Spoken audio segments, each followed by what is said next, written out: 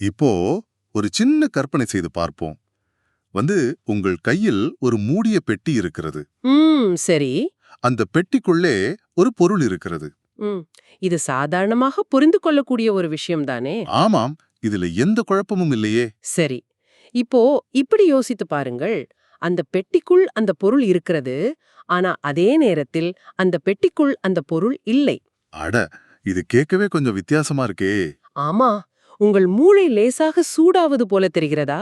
அதாவது தர்க்க ரீதியாக இது சாத்தியமே இல்லை என்று உங்கள் மனம் இப்போது கத்தத் தொடங்கியிருக்கும். கண்டிப்பா. இரண்டு முரண்பாடான உண்மைகள் எப்படி ஒரே நேரத்தில் சாத்தியமாகும்னு நமக்கே தோணும். சரியா சொன்னீங்க. ஆனா இப்படி ஒரு பிரம்மாண்டமான முரண்பாட்டோடு தான் நாம் இன்று அலசப்போகும் நமது மூலப்பொருள் தொடங்குகிறது. ஆமாம், அருட்பெருஞ்சோதி அகவலில் உள்ள 440 முதல் 443 வரையிலான அந்த ஆழமான தத்துவ படிக்கட்டுகள்தான் இன்றைய நமது தேடல். மிகச் சரி. இந்த விரிவான தேடலின் நோக்கம் என்னவென்றால், பிரபஞ்சத்தின் தொடக்கத்தில் ஆரம்பித்து எப்படி மனிதனின் உள்ளே நுழைந்து பல்வேறு நிலைகளை கடந்து இறுதியாக ஒரு இன்புருவாக, அதாவது ஒரு பேரின்ப வடிவமாக அந்த அருட்பெருஞ்சோதி மாறுகிறது என்பதை அலசுவதுதான். அதுவும் எந்தவித முன்முடிவுகளும் இல்லாமல் உள்ளதை உள்ளபடி நாம் தேடப் போகிறோம். கண்டிப்பா. உங்கள் அன்றாட பரபரப்பான வாழ்க்கையில் வேலைகளுக்கிடையே இதை கேட்டுக்கொண்டிருக்கும் உங்களுக்கு இந்த முரண்பாடான வரிகள் உங்களுக்குள் என்னென்ன சிந்தனைகளை தூண்டும் என்பதைத்தான் நாம் தேடப்போகிறோம். இந்த வரிகளை வெறும் தத்துவமாக மட்டும் நாம் சுருக்கிவிட முடியாது. பாத்தீங்கன்னா, இது மனித உணர்வுகளின் உச்சநிலையை தொடும் ஒரு உளவியல் வரைபடம். தொடக்கத்திலேயே நான் சொன்ன அந்த முரண்பாடான புதிர், அதை பத்தி கொஞ்சம் சொல்லுங்களேன். அதாவது ஆங்கிலத்தில் இதை பாரடாக்ஸ் என்று சொல்வோம். இது சாதாரணமாக எழுதப்பட்டதல்ல. நமது சிந்தனை முறையையே உடைத்து மறுசீரமைக்க கூடிய ஒரு விஷயம் இது. அந்த முதல் வரியையே எடுத்துக்கொள்வோம். ஒன்றினில் ஒன்றுள அருட்பெருஞ்சோதி, ஒன்றினில் ஒன்றில அருட்பெருஞ்சோதி, ஒன்றற ஒன்றிய அருட்பெருஞ்சோதி, ஒன்றெனும் ஒன்றே அருட்பெருஞ்சோதி. கேட்கும் போதே ஒரு ஆழம் புரிகிறது. இதை படிக்கும்போது ஏதோ ஒரு மாயச்சுழலில் சிக்குவது போல இருக்கிறது. ஒன்றினுள்ளே ஒன்று இருக்கிறது, ஆனா ஒன்றினுள்ளே ஒன்றில்லை. இது எப்படி புரிந்து கொள்வது? ஒரு சாதாரண மனிதனின் மூளைக்கு இது முற்றிலும் குழப்பமாகத்தானே இருக்கும் என்று நீங்கள் நினைக்கிறீர்களா? ஆமாம், அது குழப்பம்தானே. அந்த குழப்பமே இந்த வரிகளின் வெற்றிதான். நாம எப்போதுமே உலகத்தை தனித்தனி பொருட்களாக பார்த்து பழகிவிட்டோம். ஓ, பிரித்து பார்க்கும் பழக்கம். சரியா சொன்னீங்க. நீங்கள் வேறு, நான் வேறு, மரம் வேறு, செடி வேறு என்று பிரித்து பார்ப்பதுதான் நமது இயல்பு. ஆனா இங்கே சொல்லப்படும் அந்த மாபெரும் கருணை ஒளி இந்த எல்லைகளை உடைக்கிறது. எல்லைகளை உடைக்கிறது என்றால் அந்த ஒன்றர கலக்கும் நிலையை சொல்கிறீர்களா? ஆமா. ஒன்றில் ஒன்று உள்ளது, ஆனால் ஒன்றில் ஒன்று இல்லை என்பதன் உண்மையான அர்த்தம் என்னவென்றால், ஒரு முழுமையான கலப்பு நிகழும்போது அங்கே தனித்த அடையாளங்கள் அழிந்து விடுகின்றன என்பதுதான். எல்லாமே அந்த ஒளியில் இருக்கிறது, ஆனா எதுவும் தனித்து இல்லை. சரி, இது கொஞ்சம் விரிவாக பார்ப்போம். இருங்க, இதை நான் இன்னும் கொஞ்சம் கற்பனை செய்து பார்க்க விரும்புகிறேன். சொல்லுங்கள். இது கிட்டத்தட்ட கடலில் விழும் ஒரு துளி மழை நீரை போல இருக்கிறதா? வானத்திலிருந்து ஒரு மழைத்துளி கடலுக்குள் விழுகிறது என்று வைத்துக் கொள்வோம். அருமையான உவமை, தொடருங்கள். இப்போ அந்த கடலுக்குள் அந்த மழைத்துளி இருக்கிறது. ஆனா அதை நீங்கள் தனியாக பிரித்து இதுதான் அந்த ஒரு துளி என்று காட்ட முடியாது. கண்டிப்பா காட்ட முடியாது. அது தன் தனித்தன்மையை இழந்து முழுமையாக கடலாகவே மாறிவிடுகிறது இல்லையா? இதைத்தான் ஒன்றர ஒன்றிய நிலை என்று இந்த வரிகள் குறிப்பிடுகின்றனவா? அது ஒரு மிக துல்லியமான காட்சிப்படுத்தல். கடலுக்குள் அந்த துளி உள்ளது, ஆனா தனி ஒரு துளியாக அது இல்லை. அந்த ஒன்று என்ற தனிப்பட்ட அடையாளம் அங்கே முழுமையாக அழிந்து விடுகிறது. அதாவது பிரிவுகள் இல்லாத நிலை. ஆமாம். இந்த வரிகளில் ஒன்றர ஒன்றிய என்பது எவ்வித பிரிவும் இல்லாமல் இரண்டர கலப்பது. அப்படியெல்லாம் கலந்த பிறகு மிஞ்சுவது என்ன? அந்த மாபெரும் கடல் மட்டுமே இல்லையா? சரியாகச் சொன்னீர்கள். ஒன்றெனும் ஒன்றே. அதாவது அந்த ஒட்டுமொத்த பிரபஞ்சமுமே ஒரே ஒரு மாபெரும் ஒளியாக மட்டுமே மிஞ்சுகிறது. பலவாக தெரிந்த அனைத்தும் முடிவில் அந்த ஒற்றை தன்மைக்குள் சுருங்கிவிடுகிறது. ஆனா இது கேட்பதற்கு கொஞ்சம் அச்சமூட்டுறது போலவும் இருக்கிறது. ஏன் அப்படி சொல்கிறீர்கள்? நான் என்ற ஒரு தனி அடையாளம் அழிந்து விடுகிறது, எல்லாம் ஒன்றாகி விடுகிறது என்றால் என் தனித்துவத்திற்கு என்ன ஆவது? எனது சிந்தனைகள், எனது உணர்வுகள் எல்லாமே ஒன்றுமில்லாமல் போய்விடுமா? இது நிறைய பேருக்கு வரும் சாதாரணமான ஒரு பயம்தான். இந்த ஒன்றரை ஒன்றிய நிலை என்பது அழிவை குறிக்கிறதா அல்லது முழுமையை குறிக்கிறதா? அழிவு என்ற வார்த்தையை விட இதை விரிவடைதல் என்று சொல்வதுதான் சரியாக இருக்கும். விரிவடைதர். ஆமாம். இப்போ ஒரு சின்ன குவளைக்குள் இருக்கும் தண்ணீர் தன்னை அந்த குவளையின் அளவாகவே நினைத்துக் கொண்டிருக்கிறது இல்லையா? அது கடலோடு கலக்கும்போது அது அழிவதில்லை. மாறாக அது ஒட்டுமொத்த கடலாகவே உருமாறுகிறது. அட, அது உண்மைதான். தன் சின்னஞ்சிறிய எல்லையை உடைத்துக்கொண்டு மாபெரும் எல்லையாக விரிவடைகிறது. தனித்தன்மை என்பது ஒரு மாயையான வேலி. அந்த வேலி உடையும் போது கிடைப்பது ஒரு மாபெரும் சுதந்திரம். அதைத்தான் இந்த வரிகள் உணர்த்துகின்றன. அந்த மாபெரும் சுதந்திரம் கிடைக்கும்போது உலகத்தை பார்க்கும் நமது பார்வையும் மாறிவிடும் இல்லையா? அதனாலதான் அடுத்த வரிகள் அந்த பிரபஞ்ச அளவிலான ஒன்றிலிருந்து நேரடியாக மனித வாழ்க்கைக்குள் வருகிறது என்று நினைக்கிறேன். ஆமாம், அடுத்த வரிகளுக்கு போவோம். களங்கு நீத்தல் உலகம் அருட்பெருஞ்சோதி, களிப்புறமை நெறி அருட்பெருஞ்சோதி, விளங்கவென்னுள்ளே அருட்பெருஞ்சோதி, விளங்குமை பொருளே அருட்பெருஞ்சோதி. இது ஒரு முக்கியமான மாற்றம். பாத்தீங்கன்னா, பிரபஞ்சத்தின் ரகசியங்களை பேசிக் கொண்டிருந்தவர்கள் திடீரென்று உலகத்தின் களங்கத்தை நீக்குவது பற்றியும் என் உள்ளே விளங்குவதைப் பற்றியும் பேச ஆரம்பிக்கிறார்கள். இங்கே சுவாரஸ்யமான விஷயம் என்னவென்றால், இந்த இடத்தில்தான் தத்துவம் மிக ஆழமான ஒரு உளவியல் தளத்திற்கு நகர்கிறது. உலகத்தின் களங்கம் என்பது என்ன? வறுமை, போர்கள், வெறுப்பு, குழப்பங்கள் இவையெல்லாம் தானே? நிச்சயமா, இவையெல்லாம் களங்கங்கள் தானே. இந்த மாபெரும் ஜோதி உலகத்தின் களங்கத்தை நீக்கி ஒரு உண்மையான நெறியை, அதாவது ஒரு மெய்நெறியை நிறுவி எல்லோரையும் களிப்படைய செய்கிறது. களிப்படைய செய்கிறது, அதாவது மகிழ்ச்சியை தருகிறது. ஆமா, ஆனா இது ஏதோ வானத்திலிருந்து ஒரு மாயாஜாலம் போல நடப்பதில்லை. விளங்க என் உள்ளே, அதாவது இதை தேடுபவனின் உள்ளே ஒளிரும் மெய்ப்பொருளாக இது நிகழ்கிறது என்பதை ஆழமாக பதிவு செய்திருக்கிறார்கள். இப்போ இதை கேட்டுக்கொண்டிருக்கும் நேயர்களை பார்த்து நான் ஒரு கேள்வி கேட்க விரும்புகிறேன். கேளுங்கள். உங்களுக்குள் என்றாவது இப்படிப்பட்ட ஒரு தெளிவான வெளிச்சம் பிறந்திருப்பதை நீங்கள் உணர்ந்திருக்கிறீர்களா?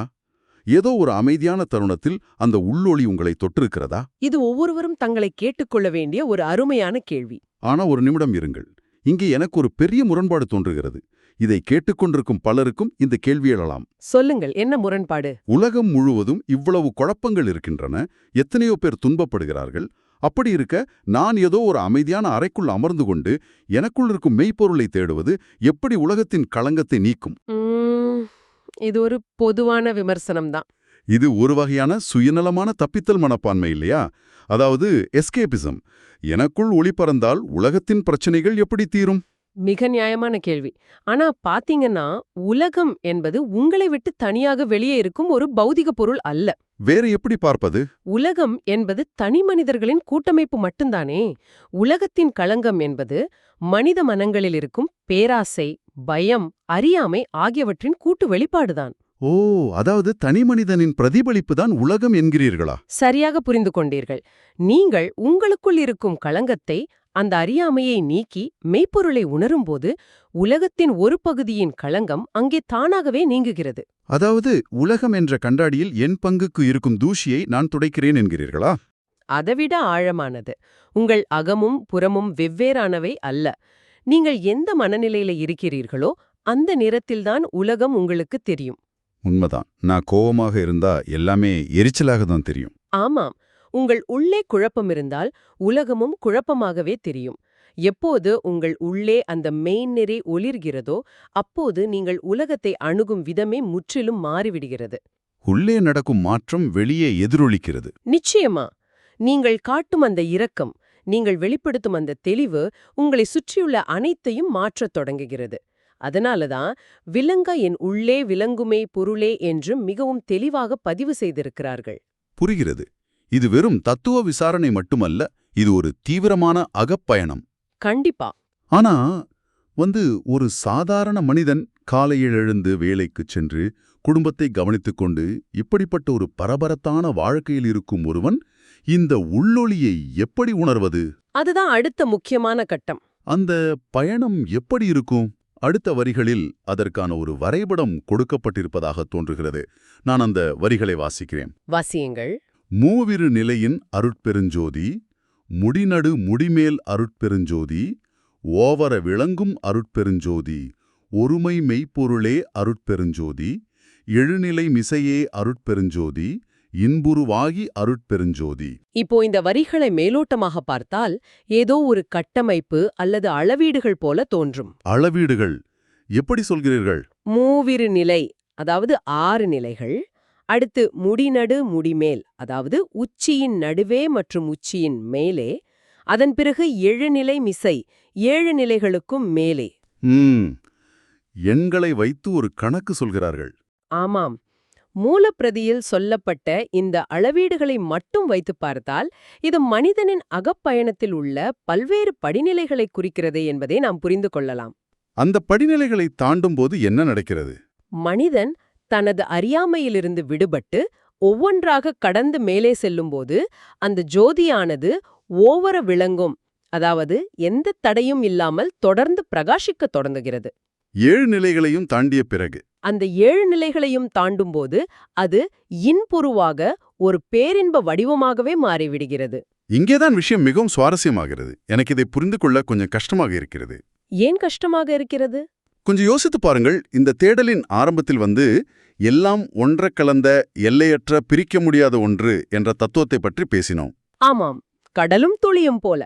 ஆனா இப்போ பாத்தீங்கன்னா 6 நிலைகள், 7 நிலைகள், முடி நடுவே முடி மேலே என்று ஒரு மிக துல்லியமான அளவீடு, அதாவது ஒரு வரைபடம் கொடுக்கப்படுகிறது.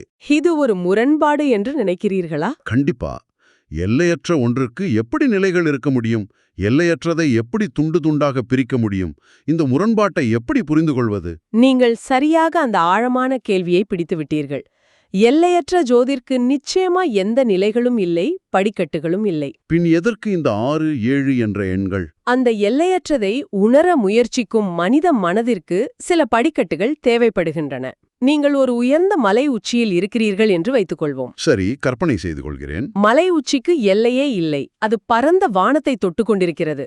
ஆனா அடிவாரத்தில் நிற்கும் ஒரு மனிதன் அந்த உச்சியை அடைய வேண்டுமென்றால் அவன் ஒவ்வொரு படியாக, ஒவ்வொரு பாறையாக தாண்டித்தானே வர வேண்டும். ஆடா, ஆக இந்த நிலைகள் என்பது இலக்குக்கான அளவீடுகள் அல்ல, பயணிக்கின்ற என் மனதின் அளவீடுகள். மிகச் சரியாக சொன்னீர்கள். மனித மனம் முதலில் உடல் சார்ந்த தேவைகளில் சிக்கியிருக்கும். அங்கிருந்து உணர்ச்சிகள், பிறகு அறிவு, பிறகு அகங்காரம் என்று ஒன்றன் பின் ஒன்றாக பல அடுக்குகளில் சிக்கியிருக்கிறது. அந்த அடுக்குகள் தான் இந்த நிலைகளா? ஆமாம், இந்த ஒவ்வொரு அடுக்கையும் தாண்டி வருவதைத்தான் இந்த 6 நிலைகள், 7 நிலைகள் என்று மூலப்பிரதி அடையாளப்படுத்துகிறது. இந்த நிலைகளை தாண்டும்போது மனிதனின் விழிப்புணர்வு விரிவடைகிறது. இது ஒரு கட்டிடத்தில் மேலே ஏறுவது போல இருக்கிறதா? கண்டிப்பா. நீங்கள் 7 தளங்கள் கொண்ட ஒரு கட்டிடத்தின் அடித்தளத்தில் நின்று கொண்டு ஜன்னல் வழியே பார்த்தால் உங்களுக்கு எதிரே இருக்கும் ஒரு செங்கல் சுவர்தான் தெரியும். ஆனா ஒவ்வொரு மாடியாக நீங்கள் மேலே செல்ல செல்ல உங்கள் பார்வை விரிவடைகிறது. சுவருக்கு பின்னால் இருக்கும் மரங்கள், கட்டடங்கள் எல்லாம் தெரியும். ஆமாம், 7வது மாடியின் உச்சிக்கு சென்றவுடன் முழு வானமும் எந்த தடையும் இல்லாமல் என் கண்ணுக்கு தெரியும். அதுதான், அந்த வானம் எப்போதுமே அங்கேதான் இருந்தது. அது முழுமையாகத்தான் இருந்தது. ஆனா உங்கள் பார்வைதான் முதலில் குறுகியதாக இருந்தது. நீங்கள் ஒவ்வொரு நிலையாக மேலே வந்தவுடன் அந்த ஒளி ஓவர விளங்கும் ஒன்றாகவும் உங்கள் அனுபவம் இன்புருவாகவும் மாறுகிறது. பேரின்பம் என்பது அந்த பார்வையின் விரிவுதானே? நிச்சயமா. அந்த பேரின்பம் என்பது இறுதியாக உண்மையை அதன் முழுமையில் எந்த தடையுமின்றி தரிசிப்பதன் மூலம் கிடைப்பது. இது கேட்பதற்கே ஒரு பெரிய விடுதலையாக இருக்கிறது. சரி, இப்ப நாம் அந்த பயணத்தின் இறுதி புள்ளிக்கு, அதாவது அந்த 7வது மாடியின் உச்சிக்கு வந்துவிட்டோம் என்று வைத்துக்கொள்வோம். சரி, வந்துவிட்டோம். அங்கு வந்த பிறகு அந்த ஒளியின் இறுதிச் செயல்பாடு என்ன? எதற்காக இந்த நெடிய பயணம்? வள்ளுநிலை நீக்கி அருட்பெருஞ்சோதி, வயங்குமை பொருளே அருட்பெருஞ்சோதி என்று இந்த வரிகள் முடிக்கின்றன. இதை நாம் பெரிய கோணத்தில் பார்த்தால் இந்த முழு தேடலின் ஒட்டுமொத்த சாராம்சமும் இந்த 2 வரிகளில்தான் அடங்கியிருக்கிறது. அந்த சாராம்சம் என்ன? 7 நிலைகளையும் தாண்டிய பிறகு அந்த ஜோதி செய்வது வழுநிலை நீக்குதல், அதாவது மனிதனுக்குள் இருக்கும் பிழையான நிலைகளை, அறியாமையை நீக்குவது. பிழைகளை நீக்குவது, சரி. அந்த பிழைகள் நீங்கியவுடன் புதிதாக எதுவும் அங்கு தோன்றுவதில்லை. அங்கே மிளிர்வது எப்போதுமே உள்ள உண்மையான மெய்ப்பொருள், அதாவது வயங்கு மெய்ப்பொருள் மட்டும்தான். இப்போ இதன் முழு அர்த்தம் என்னவென்றால், இது ஒரு கண்ணாடியில் படிந்திருக்கும் பனிமூட்டத்தை துடைப்பதைப் போல இருக்கிறது, சரியா? ஓ, இது ஒரு நல்ல ஊமையா இருக்கே. எப்படி அந்த ஊமையை பொருத்துகிறீர்கள்? அதாவது நம்மில் பலருக்கும் நாம் யார், இந்த உலகத்தின் உண்மை என்ன என்ற குழப்பம் இருக்கிறது. இது கண்ணாடியில் படிந்திருக்கும் அடர்த்தியான பனிமூட்டம் மாதிரி. அருமை. இதுதான் அந்த வழுநிலை அல்லது பிழை. இந்த பனி இருக்கும்போது நம்மால் கண்ணாடியில் எதையும் பார்க்க முடிவதில்லை. ஆனா நாம் கண்ணாடியை புதிதாக உருவாக்க வேண்டியதில்லை. கண்ணாடி எப்போதுமே அங்கேதான் இருக்கிறது. அதுதான் மெய்ப்பொருள். மிக சரியான விளக்கம். நாம் செய்ய வேண்டியதெல்லாம் அந்த பனியை துடைப்பது மட்டும்தான். வழுநிலையை நீக்கியவுடன் அந்த வயங்கு மெய்ப்பொருள், அதாவது ஒளிரும் கண்ணாடி தானாகவே பிரகாசிக்க தொடங்குகிறது. இது ஒரு மிகச்சிறந்த புரிதல். இந்த வழுநிலை நீக்கப்படுவது எப்படி ஆரம்பத்தில் சொல்லப்பட்ட விஷயங்களுடன் முழுமையாக பொருந்திப் போகிறது என்று பாருங்கள். ஆமா, எல்லாமே ஒன்றோடொன்று இணைந்திருக்கிறது. கண்ணாடியில் பனி படிந்திருப்பதுதான் அந்த களங்கம். அந்த பனியை துடைத்து உண்மையான பிம்பத்தை பார்க்கும்போது ஏற்படுகின்ற அந்த தெளிவுதான் மெய்நெறி. அப்போ அந்த தெளிவினால் கிடைக்கும் ஒரு பெரிய ஆசுவாசமும் மகிழ்ச்சியும் தான் களிப்பு. சரியா சொன்னீங்க. எல்லாமே ஒரே நேர்கோட்டில் இணைகிறது. உங்கள் உள்ளே இருக்கும் பிழைகளை நீக்கும்போது அங்கே இருப்பது அந்த எல்லையற்ற ஒன்றான அருட்பெருஞ்சோதி மட்டும்தான் என்ற அந்த பேரின்ப நிலை தானாகவே கிடைத்து விடுகிறது. இது ஒரு முழுமையான சுழற்சி. பாத்தீங்கன்னா, பிரபஞ்ச அளவிலான ஒன்றில் தொடங்கி உலகத்தின் களங்கத்தை பார்த்து மனிதனின் உள்ளே நுழைந்து பல்வேறு நிலைகளை கடந்து இறுதியில் பனியை துடைத்து மீண்டும் அதே மெய்ப்பொருளை கண்டடைகிறோம். ஆமாம், இந்த தத்துவ பயணம் ஒரு அற்புதமான வட்டம் போல. இதை கேட்டுக்கொண்டிருக்கும் உங்களுக்கு இது எத்தனையோ எண்ணங்களை உங்கள் மூளைக்குள் ஓடவிட்டிருக்கும். நாம் இப்போது பார்த்த இந்த ஆழமான பயணத்தை உங்களுக்காக ஒரு சிறிய சுருக்கமாக தொகுத்து பார்க்கலாம். நாம் ஆரம்பத்தில் ஒன்றினில் ஒன்றுள என்ற பிரபஞ்ச புதிரில் தொடங்கினோம்.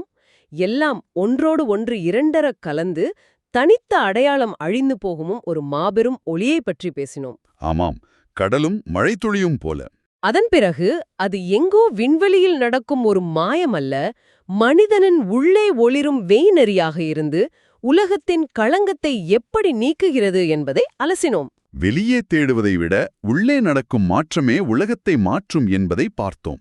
அதன்பின் அந்த மனிதனின் அகப்பயணத்திலுள்ள அளவீடுகள் 6 நிலைகள், முடி நடுவே, முடி மேலே மற்றும் 7 நிலைகளை கடந்து செல்வது. அந்த நிலைகள் எல்லையற்றதற்கு அல்ல, அதை தேடும் மனித மனதிற்கு தான் என்பதையும் ஒரு கட்டிடத்தின் மாடிகளோடு ஒப்பிட்டு புரிந்து கொண்டோம். இறுதியாக அந்த பயணத்தின் முடிவில் எந்த புதிய பொருளும் உருவாக்கப்படுவதில்லை. மாறாக நம்முள் இருக்கும் வழுநிலையை, அதாவது பிழைகளை நீக்கும்போது எப்போதுமே அங்கு பிரகாசித்துக் கொண்டிருக்கும் அந்த பேரின்ப வடிவத்தை பனி விலகிய கண்ணாடியைப் போல எப்படி தரிசிக்கிறோம் என்பதையும் ஆழமாக பார்த்தோம். ஒரு முழுமையான தத்துவ படிக்கட்டுகளே நாம் இன்று கடந்து வந்திருக்கிறோம். அதிகப்படியான தகவல்களால் நிரம்பி வழியும் இன்றைய உலகில் ஒவ்வொரு நாளும் நூற்றுக்கணக்கான விஷயங்கள் உங்கள் கண்ணாடியின் மேல் பனி போல படிந்து கொண்டே இருக்கின்றன. சமூக வலைத்தளங்கள், வேலைப்பழு, மற்றவர்கள் நம்மை பற்றி என்ன நினைப்பார்கள் என்ற பயம், இவையெல்லாம் தான் இன்று உங்களுக்குள் இருக்கும் வழுநிலைகள். இந்த கணத்தில் நீங்கள் உங்களை கேட்டுக்கொள்ள வேண்டிய கேள்வி இதுதான். உங்கள் கண்ணாடியில் படிந்திருக்கும் அந்த தேவையற்ற பிழைகளை நீங்கள் எப்படி துடைத்து நீக்கப் போகிறீர்கள்? அந்த வழுநிலைகளை நீக்கிவிட்டு உங்களுக்குள்ளேயே இருக்கும் அந்த மெய்ப்பொருளை நீங்கள் எப்போது பார்க்கப் போகிறீர்கள்? அந்த பணியை துடைப்பது ஒருமுறை நடக்கும் செயல் அல்ல. பாத்தீங்கன்னா, அது ஒவ்வொரு கணமும் விழிப்புணர்வோட செய்ய வேண்டிய ஒரு பயணம். இறுதியாக நீங்கள் தொடர்ந்து சிந்திப்பதற்காக ஒரு புதிய கோணத்தை இங்கே விட்டுச் செல்ல விரும்புகிறோம். இந்த மாபெரும் உண்மை, இந்த அருட்பெருஞ்சோதி அந்த 7 நிலைகளுக்கும் மேலாக உங்களுக்குள்ளேயே எப்போதுமே சுடர்விட்டு பிரகாசித்துக் கொண்டிருக்கிறது என்றால், நாம் உண்மையிலேயே அந்த ஒளியை அடைய ஏதோ ஒரு ஏணியில் ஏறிக்கொண்டிருக்கிறோமா? அல்லவே நாம் கீழே இருக்கிறோம் என்று நம்மை நாமே நம்ப வைத்துக் கொண்டிருந்த அந்த மாயைகளை மட்டும் இப்போது ஒவ்வொன்றாக உரித்து எரிந்து கொண்டிருக்கிறோமா? நீங்களே சிந்தித்துப் பாருங்கள். அந்த ஒளி எங்கும் செல்லவில்லை, அது உங்களுக்காக காத்திருக்கிறது. உங்கள் சிந்தனைகள் விரிவடையட்டும்.